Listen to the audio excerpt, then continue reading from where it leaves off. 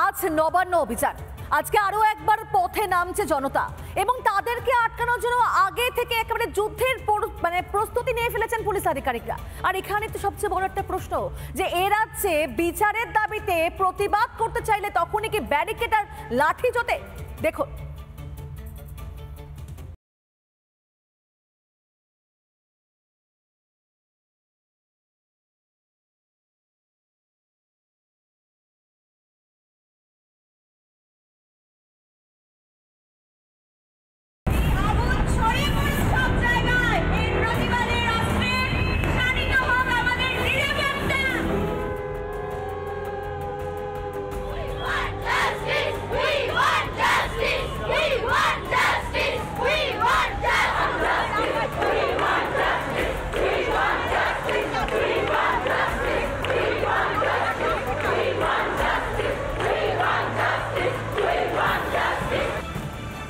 শনিবার নবান্ন অভিযান, তার আগেই সাঁতরাগাছি ব্রিজের অবস্থা দেখুন। সাঁতরাগাছি ব্রিজের মাথায় অপেক্ষা করছে বিশাল উঁচু লোহার ব্যারিকেড। যুদ্ধের জংলা মাছ নয়, ওটা নবান্ন যাওয়ার রাস্তা। ব্যারিকেড ইতিমধ্যেই বসিয়ে দেওয়া হয়েছে, 10 ফুট উঁচু লোহার ব্যারিকেড রাখা হয়েছে। সাঁতরাগাছিকে দেখলে মনে হবে কোথাও গিয়ে এটা যেন একটা দুর্ভেদ্য দুর্গ, যেন জনগণ নয় শত্রুর মোকাবিলা করতে চলেছে প্রশাসন। শনিবার নবান্নমুখী সব রাস্তা বন্ধ রাখার সিদ্ধান্ত নিয়েছে প্রশাসন।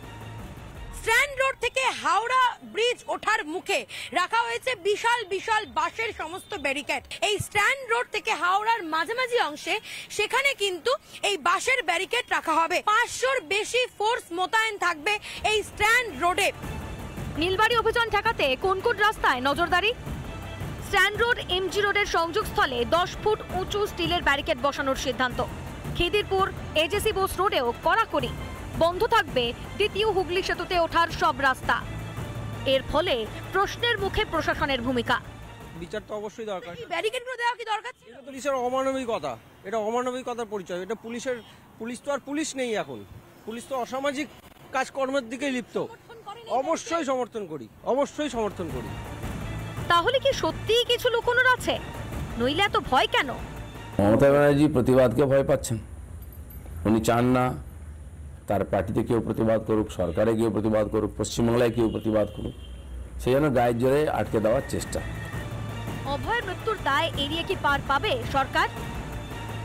প্রথম থেকেই বাবার মা প্রতি আমাদের সমবেদনা। আমরা বুঝি একটি সন্তান হারিয়েছে।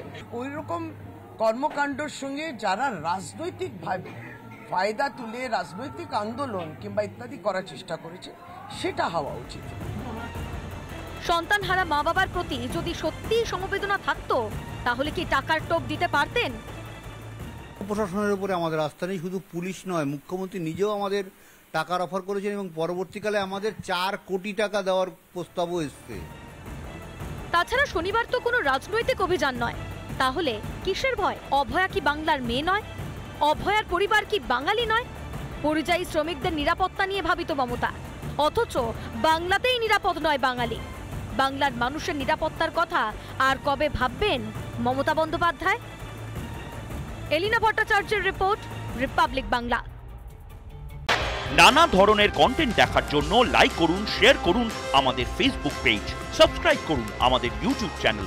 পাশাপাশি অন্যান্য ব্রেকিং নিউজের জন্য অবশ্যই চোখ রাখুন রিপাবলিক বাংলায়।